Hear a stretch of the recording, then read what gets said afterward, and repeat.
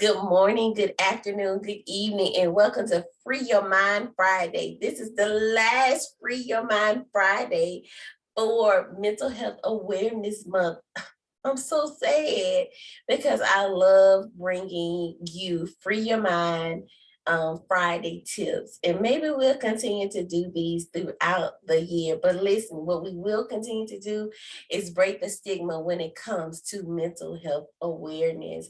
And that's what we'll continue to do. So listen, I want to kind of really just get us back into a place of freedom in a place of awareness, acknowledgement, and action. Awareness, acknowledgement, and action.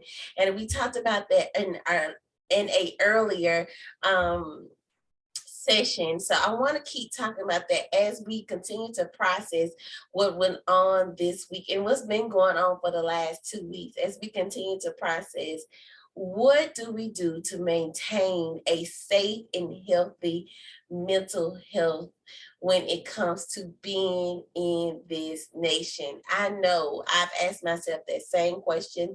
I've had clients ask me that question. I've had other colleagues ask that question, and we had a great discussion on how do we maintain our mental health when everything around us is going chaotic. How do we maintain our mental health when things that shouldn't be normalized are being normalized?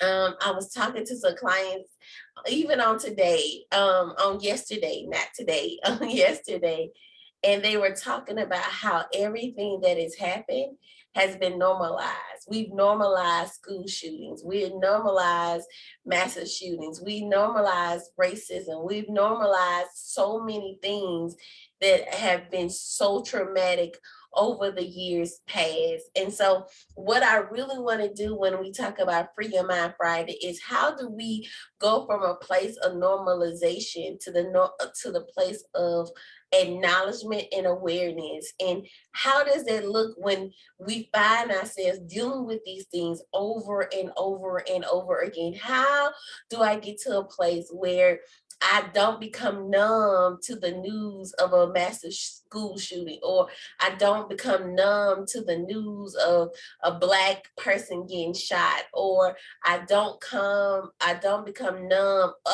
unempathetic to the news of a police shooting? What do I do to get to a place of freedom? And how do I still show empathy in things that I'm being overly stimulated in and overly exposed to? And so I'm so glad you asked that question. The first thing you need to do is realize and recognize why you have become numb to it. Is it because it has become too much for you to handle? Have you not been able to process the last time you were exposed to that particular situation? Do you feel like it doesn't bring any resolution to even think about it or to talk about it? Ask yourself, why are you in a place of numbing yourself towards these traumatic and tragic things? Two, ask yourself, have you processed, and who have you processed with? A lot of times we say we process, right, by exposing our anger or our frustration or our mourning or our grief, but we really have not. And processing doesn't look just in the place of acknowledgement. It comes into a place of action. Have we connected with groups? Have we connected with individuals? Have we connected with organizations that fight the cause to prevent these things from happening? Have we created the support that we need in order for us to process this indirect or direct trauma that we have been exposed to? Three, have you stopped looking at social media? A lot of times we want to look at social media and news outlets to get more information. But a lot of times in that same space, we become overly stimulated with the news. And then our anxiety goes up because we start to play things out into our mind, especially if we have something that can be relatable to the situation.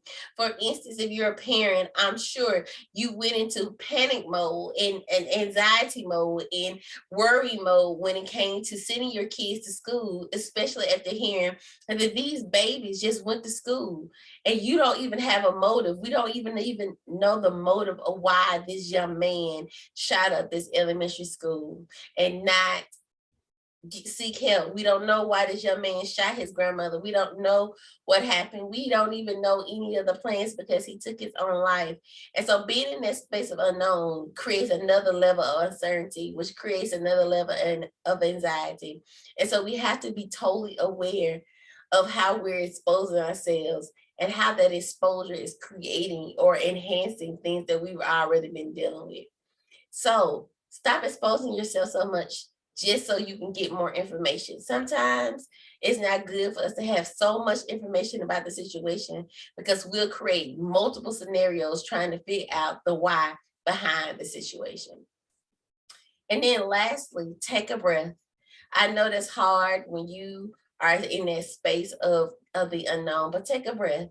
Make sure that you're using those mindfulness techniques that we talked about throughout this month, that you're checking in with yourself, that you're taking those deep breaths and you're maintaining the ability to stay present, stay where your feet are at, and allow yourself the space and the opportunity to just be.